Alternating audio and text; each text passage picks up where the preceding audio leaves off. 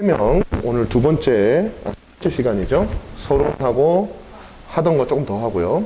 1계명에 대해서 우리가 좀 합니다. 잠깐만요. 이게 제가 좀 앞으로 가야겠다.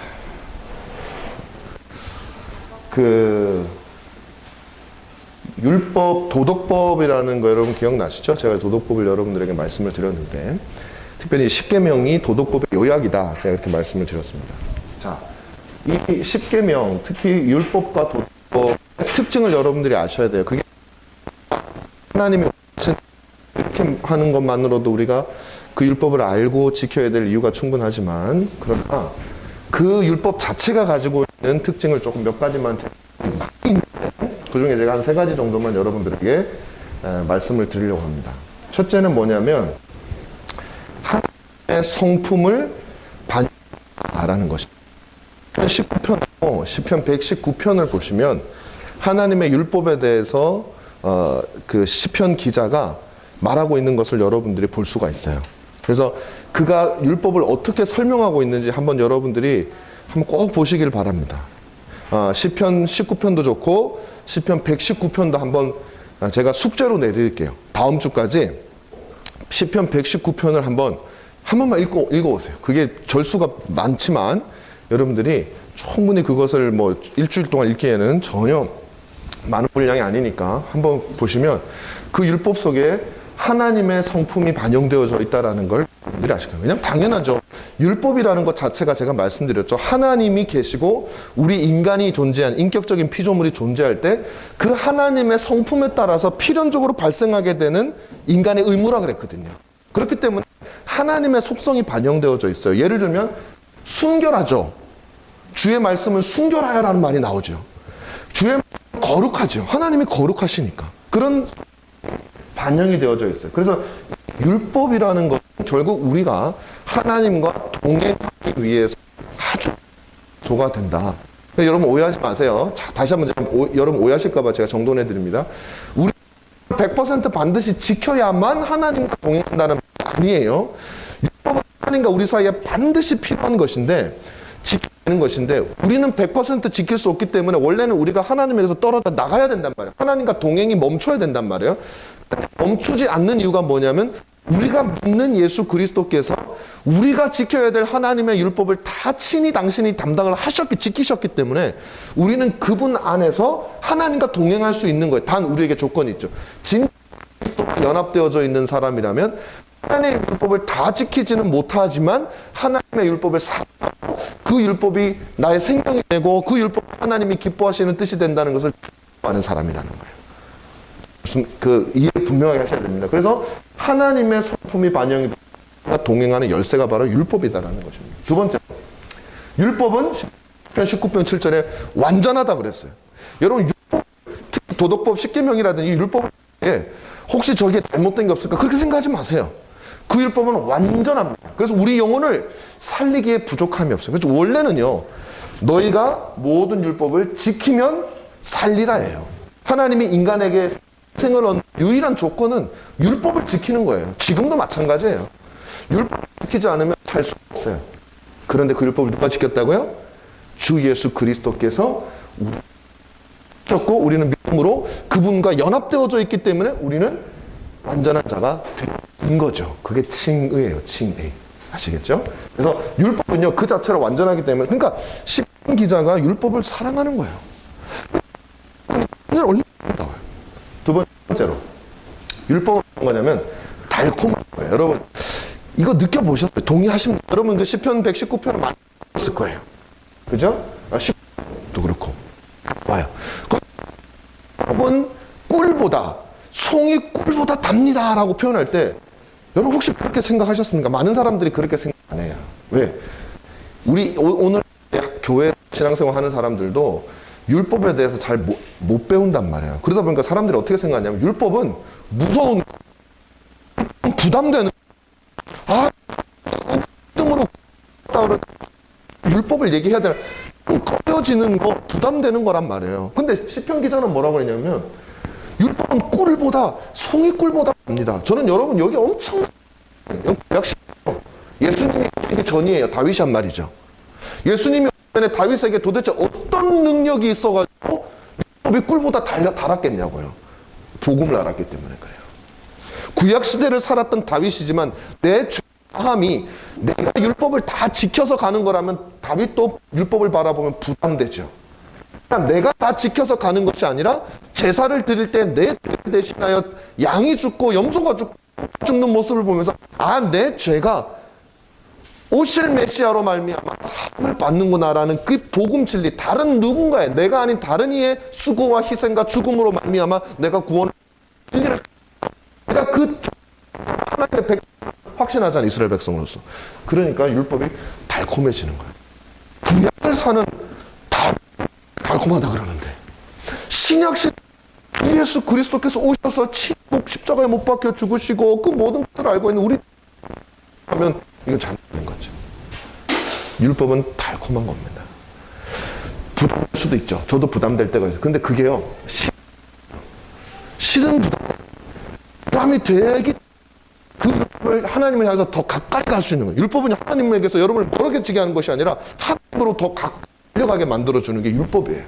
그게 어떤 사람에게만 가능하냐면 하나님과 화해가 일어난 사람, 하나님과 원수로 두지 않고 있는 사람, 하나님을 아버지로 여기는 사람, 그 사람 율법 때문에 하나님 몰아주지 않아요. 왜? 이미 화해가 됐기 때문에 가능한 일이죠. 여러분, 율법은요, 이게 신석이라고 봐요. 정말 하나님의 정체성 가지고 사느냐에 대한 시금석, 테스트할 수 있는 시금석. 달콤하다는 이 말을 이해하느냐 안 하느냐, 여러분 이해하시기 바랍니다. 자, 그렇다면 이 율법에 있어서의 핵심적인 내용은 뭐냐? 십계명이죠.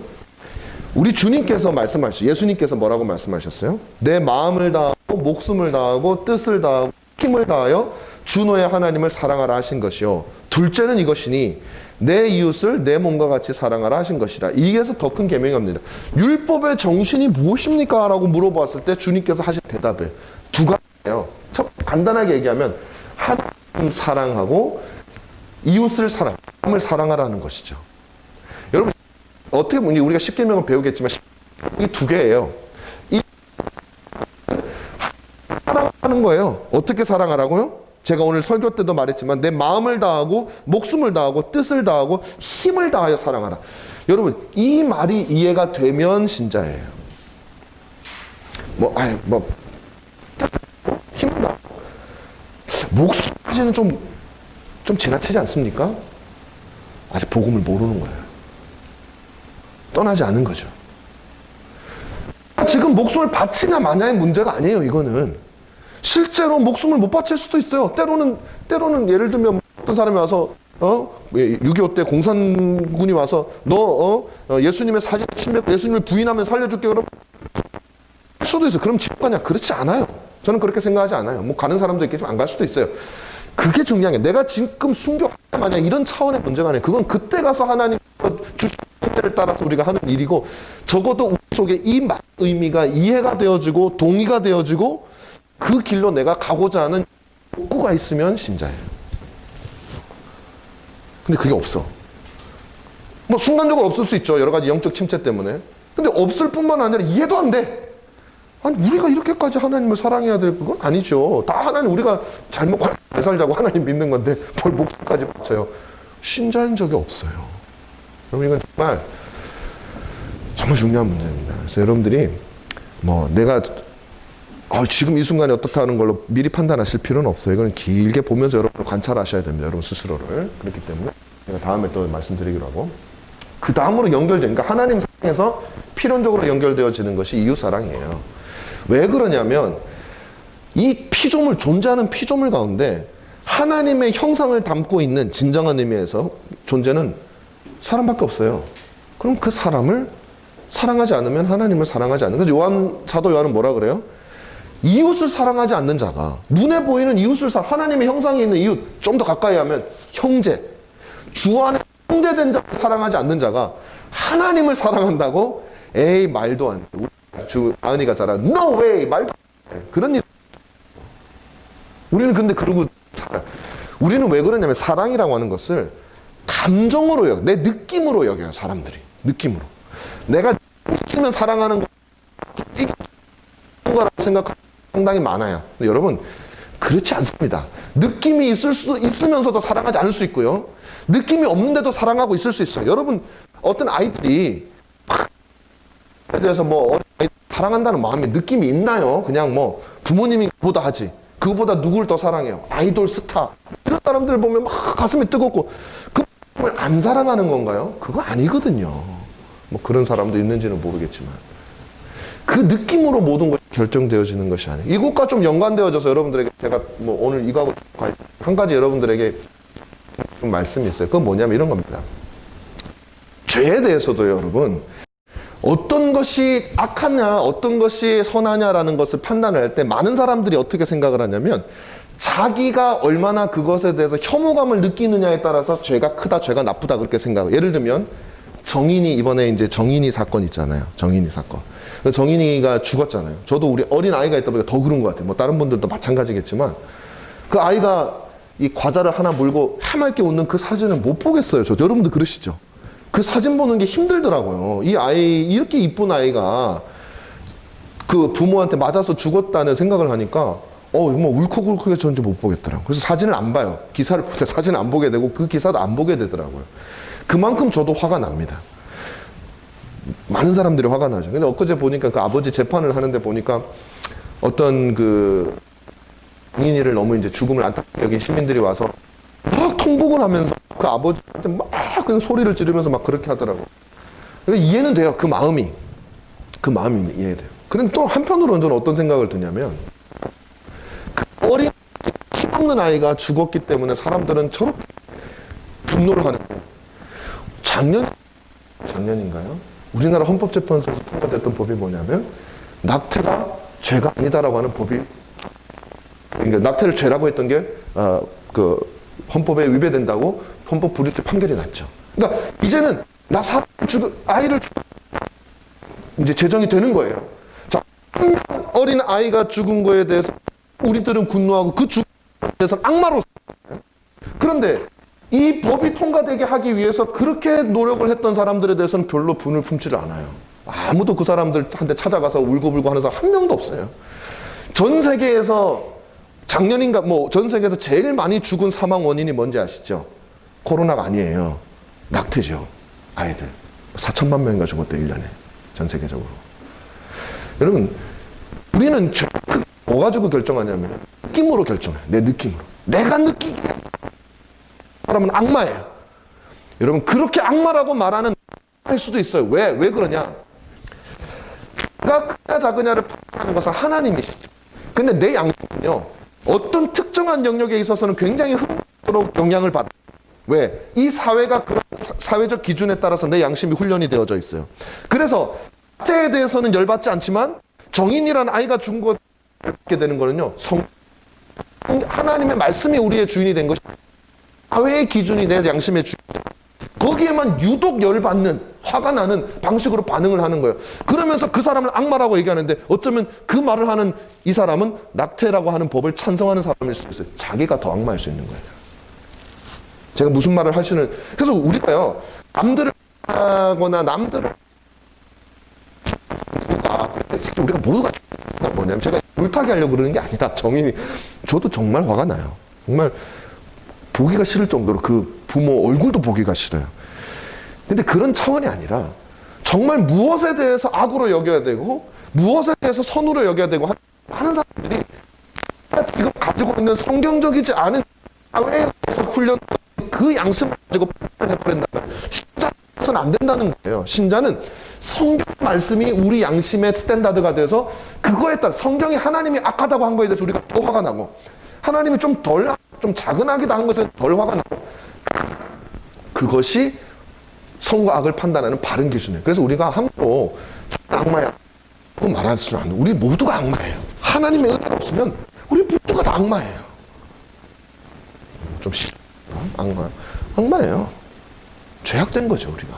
죄라는 것 자체가 그렇게 더러운 거니까. 자 어쨌든 그래서 하나님 사랑, 이웃 사랑 같은 것들 내가 하나님을 죄송합니다. 내가 하나님을 너무 사랑해. 그러면 사랑하는 거고 하면서 별 감정 그건 사랑하지 않는 거고 그렇진 않아요. 자 그래서 성 얘기를 하자면 정말 하나님을 사랑하느냐 안 사랑하느냐 알기 위해서는 네가 하나님의 형상을 닮은 형제들, 교우들을 사랑하느냐 사랑하지 않느냐가 그래도 우리가 느낄 수 있는 기준이다라는 것이죠. 자, 두 가지 정신입니다. 이 두 가지가 사랑은 율법의 완성이다. 그렇게 이게 이렇게 되지? 네. 아, 제가 너무 신기술을 하려다가 이렇게 됐구나.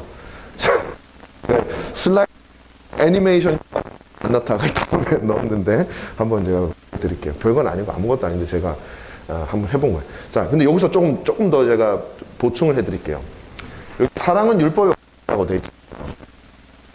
여기 나와 있는데 여러분도 혹시 그 기억하실지 모르겠어요. 예수님께서 율법을 완성하셨잖아요. 내가 율법을 완성했다 그랬죠. 나는 율법을 완성하고 온 사람이에요. 그럼 예수님이 율법을 완성하셨죠. 예수님이 율법을 어떻게 해서 완성을 하셨는지 여러분 아십니까? 이렇게 보시면 돼요. 사랑은 율법의 완성 것이 예수님에게 정확하게 적용이 돼요. 주님은 율법을 두 가지 방법으로 원래는 완성을 하셨어요. 첫 번째 방법은 뭐냐면 하나님께서 우리에게 주신 예수님께서 적극적으로 지키심으로 완성하셨어요.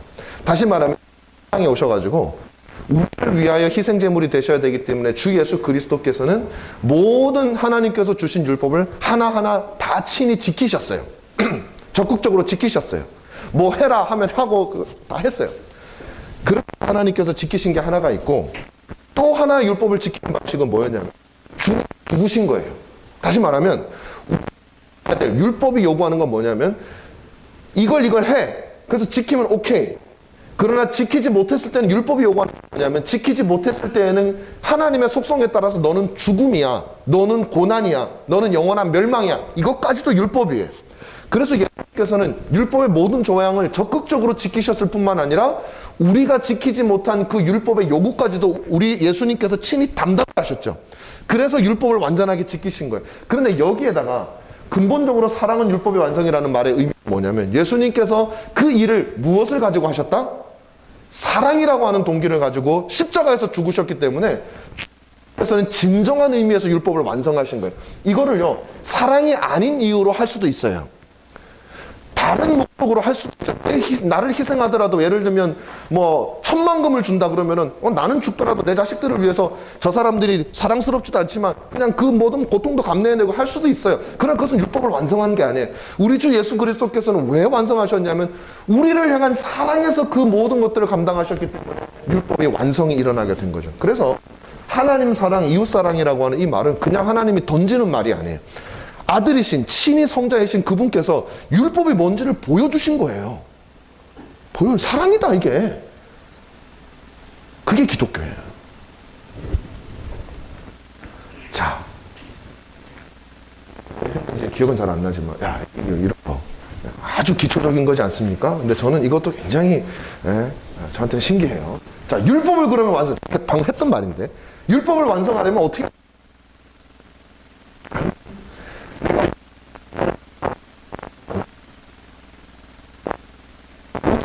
말을 미리 다 해버려가지고 한번 보겠습니다. 자, 그럼 좋아. 어떻게 완전하느냐? 예수님 어떻게 예수님 보십시오. 이렇게 하십시오. 못 박혀 죽으심으로 율법을 진정한 의미에서 사랑으로 완성을 하게 됐다라는 것이죠. 그래서 사랑은 율법의 완성이라는 로마서 13장 10절 말씀이 이루어지는 거예요. 제가 이거를 슬라이드를 하면서 했었어야 딱 맞아떨어지는데 기능을 잘 몰라가지고 미리 얘기하는 바람에 조금 싱겁게 됐지만 요걸 기억하시길 바랍니다. 자, 첫 번째 계명 조건 몇 가지만 하고 마치도록 하겠습니다. 끝까지는 못하고요. 자, 그럼 우리 제 1계명입니다. 여러분 10계명 한번 찾아보세요. 1계명 누가 한번 읽어주세요. 찬송가에 있는 거 읽으셔도 상관없고 제 1계명을 여기 적혀 있지만 한번 같이 한번 읽을게요. 자, 아무도 안 찾았어요? 네. 자, 그러면은 요거 읽읍시다. 그냥 요거 시작. 마음을 다하며 목숨을 다하며 힘을 다하며 뜻을 다하여 주 우리 하나님을 사랑하라. 이거 1계명이 아닌데 왜 이거 이렇게 돼 있지? 잠깐만요. 제가 조금 실수를 했네요. 이건 뭐냐면 첫 4계명이네. 제가 지금 약간 혼동이 되는 것 같습니다. 자, 첫 4계명. 신약 성경에 나와 다시 말하면 하나님을 사랑하라.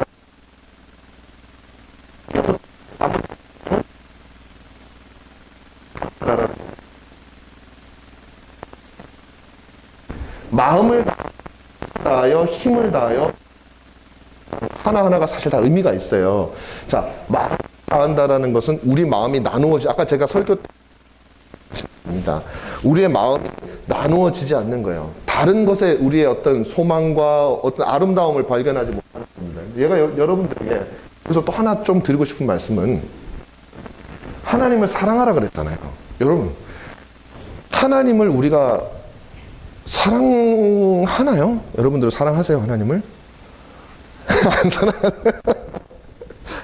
여러분, 제가 사실은 설교 때나 몇 번 여러분들에게 말씀을 드렸는데 저는 이 말씀을 여러분들에게 꼭 다시 한번 드리고 여러분들 꼭 기억하시기를 바라는 게 있어요. 왜냐하면 주 우리 하나님을 사랑하는 마음을 이게 첫 4계명을 완수하는 방법이에요. 여러분들이 절에 가서 부처님에게 절 안 한다고 버티고 뭐 수학여행 가서 남들은 다 절할 때 나는 안 하고 버틴다고 해서 하나님을 사랑하는 게 아니에요. 땅을 안 만든다고 하나님을 하나님의 이름을 망령되게 부르지 않는다고 하나님을 안식일을 그냥 법처럼 잘 지킨다고 하나님을 사랑하는 게 아니에요. 그 4개를 다 해도 첫 4계명을 다 어길 수가 있단 말이에요. 그럼 첫 4계명 안 어기고 주 하나님을 사랑하기 위한 비결이 무엇이냐? 성경을 보면 여러분, 사랑이라고 하는 것은 언제 일어나는 현상입니까? 아름다운 것을 볼 때 일어나는 현상이죠. 사랑, 여러분 남자가 혹은 여자가 혹은 이성을 사랑하게 될 때 그 이성에게서 무언가 아름다운 것을 보아야 사랑하는 거예요. 남자니까 남성이면 외모든 아니면 성품이든 아니면 뭐든 그 여성에게서 아름다운 제 눈에 안경이라고 남들이 어떻게 보든 상관없어요. 내 눈에 아름다운 거예요. 그죠? 여자도 마찬가지일 거예요. 그게 표현이 좀 남자라서 좀 다를 수는 있지만 결국에는 탁월함과 아름다움이에요. 그래서 우리가 하나님을 사랑할 때도 마찬가지입니다. 우리가 어떤 대상을 사랑하든지 간에 그 사랑에는 반드시 탁월함과 아름다움, 우리의 마음을 끄는 아름다운 요소가 있는 거예요. 여러분들이 이나 알프스산이나 이런 걸 보면 마음이 막 끌리고 그것에 대해서 진짜 너무 좋아. 산을 사랑해서 사는 사람. 그 산에 있는 탁월함과 아름다움을 그 사람 발견한 거죠. 그러면 사랑하게 되는 겁니다. 제가 저번에 설교할 때 여러분 말씀드린 적 있죠. 이지선이라고 하는 그 교통사고 나서 온 전신에 화상을 입었던 그 여자분이 힐링 캠프라고 하는 프로그램에 나왔을 때 처음에 제가 그걸 보려고 딱 봤는데 얼굴이 너무 진짜 일그러지다 못해 그래가지고 비유가 약해. 못 보겠는 거예요. 그래서 소리만 들었어요. 이게 계속 보고 있기가 좀 힘들어가지고 소리만 들었는데 한 1시간, 한 30분, 40분 지났는데 이 대화를 하는 내용이 들으니까 크리스찬, 그 자기가 너무 아름다운 거예요. 말하는 그 마음, 심성이 너무 아름다워가지고 저절로 보게 됐어요. 제가. 보는데 그 다음에는요, 얼굴이 어글리하고 이런 것들이 전혀 어색하지가 않았어요. 그러면서 어떤 마음이냐면 진정한 의미에서 어떤 탁월함을 봤을 때 느껴지는 어떤 그 사랑의 감정 있죠. 그러니까 그 남녀 간의 그런 것보다도 어떤 탁월함을 봤을 때 아름답다. 그 감정. 그 감정이 드는데 제가 그 얼굴은요 여전히 정말 보기 힘들 정도의 얼굴이었어요. 그러나 이런 걸 그때 제가 딱 느낀 거예요. 하나님을 사랑한다라는 것이 이런 거구나. 하나님이 어떻게 생겨서 하나님이 어떻게 이런 것이 아니라 그 하나님에게 있는 속성과 그 하나님에게 있는 하나님께서 우리에게 보여주신 역사와 아들을 죽이신 일과 그 약속을 수천 년, 수만 년에 걸쳐 지키시는 그 엄격함과 너무나도 정의로우셔서 그냥 주실 수도 있지만 아들을 죽여서까지도 그 정의를 이루시려고 하는 그 엄격함과 은혜와 자비와 공의와 거룩함이라고 하는 이 2가지 요소가 완벽하게 밸런스가 맞춰져 있는 그것들을 하나씩 나갈 때마다 우리 하나님은 인간 속에서는 비교할 수가 없는 무한한 탁월함과 아름다우심이 있다는 것을 우리가 믿음의 눈으로 보는 거예요. 그러면 사랑하게 되는 거예요. 여러분, 그래서 우리 신앙의 선배들은 하나님은 끊임없이 우리에게 말씀을 배워라, 말씀을 연구하라. 그건 뭐냐면 하나님이 어떤 분이신지 그 말씀 속에서 그분의 아름다움과 탁월함을 제발 발견하라는 거예요. 말씀 아니면 어디서 발견하겠어요? 영화에서 발견하겠어요?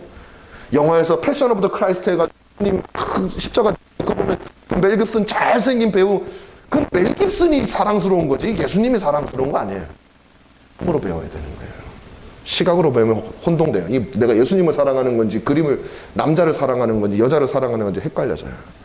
그래서 하나님의 말씀을 듣고 하나님의 보고 여러분의 영혼 하나님의 그 모든 분이 이렇게 낮게 오셔서 죽으신 그 모든 역사를 보면서 그분의 사랑에 감동을 받아보는 그 사랑하게 되는 거예요. 그분을 우리 하나님의 사랑 그 말이에요.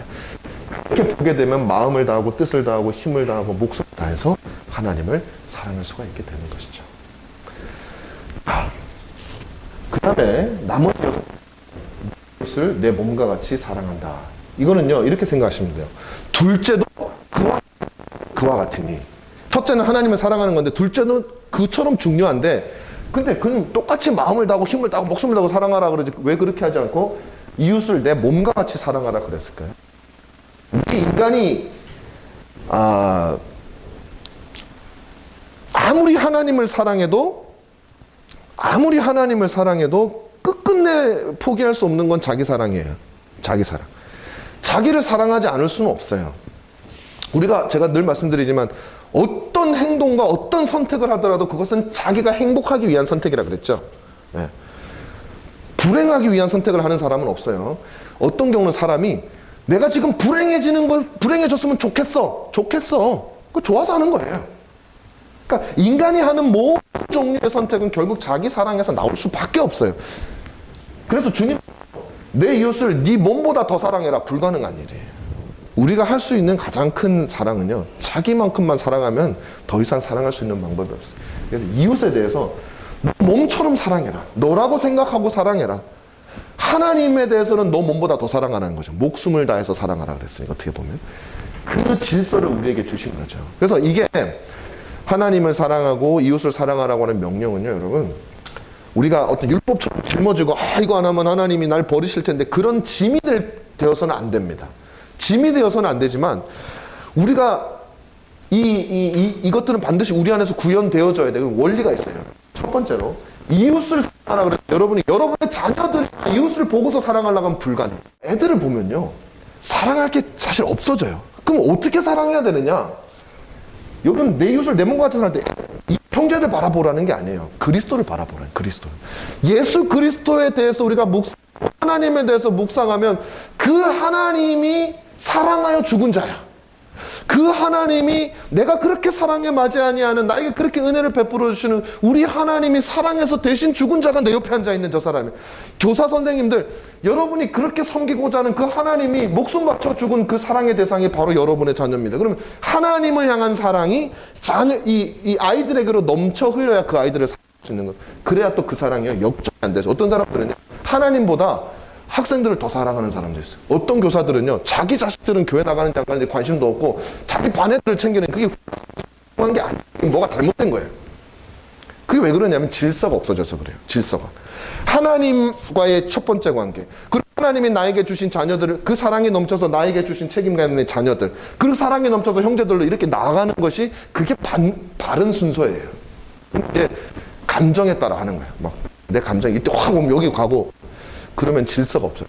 그래서 여러분들이 요 이웃 사랑하라는 것은 결국에는 끊임없이 그리스도를 바라고. 여러분 우리가 지금 작은 교회고 그렇지만은 우리들도 다 갈등이 생길 수 있어요. 갈등이라는 게 뭐 큰 다툼은 아닐지라도 스타일이 안 맞고 막 그러면요 그럴 수 있어요. 앞으로 얼마든지. 그런 예들은 교회에서 수도 없이 많으니까.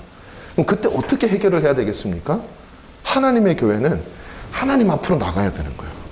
그 하나님을 통해서 그 형제를 바라볼 수 있는 우리의 습관을 그럼 뭐가 보이냐면 내가 보여요.